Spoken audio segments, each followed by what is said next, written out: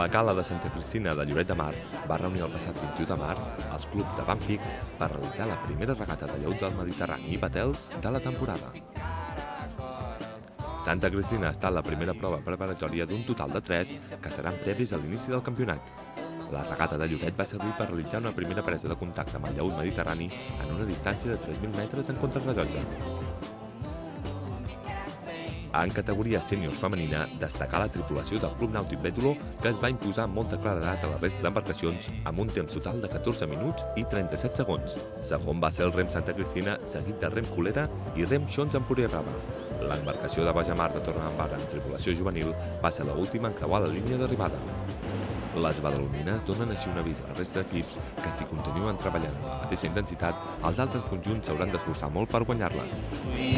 Se você quer a vida em jogo, eu quero é ser feliz. Não tenho paciência pra televisão. Eu não sou audiência para... També va realitzar un temps molt bo les veteranes fèmines del Club de Badalona, que a part de guanyar la seva sèrie, van parar el cronòmetre millorant els temps de molts sèniors femenins, a excepció del Club Nàutic Bétolo. Bajamar va parar el temps un minut més tard. En veterans masculins, només 17 centèsimes van separar el primer classificat, l'Associació de Rem Bajamar, del Club Rem Badalona. Regata molt disputada entre aquests dos equips que es van desmarcar d'Arenys i Empuriabrava, que arribarien tercers i quarts respectivament. En el torn del sènior masculí, el Club Rem Xons Empuriabrava va començar guanyant la primera prova de la temporada, imposant-se al Club Natació Badalona, que va ser segon.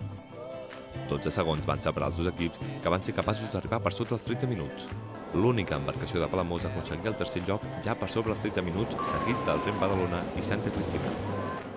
Amb més de 14 minuts, arribaven Bajamar de Torredembarra i Colera, que tancaven el quadre classificatori.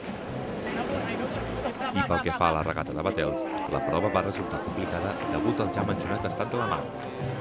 El Rem Badalona en cadet mixt es va imposar la seva mànega als seus veïns del Natació Badalona.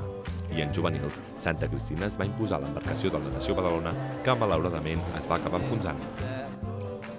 I això és tot el que va donar de si la primera presa de contacte amb l'aigua.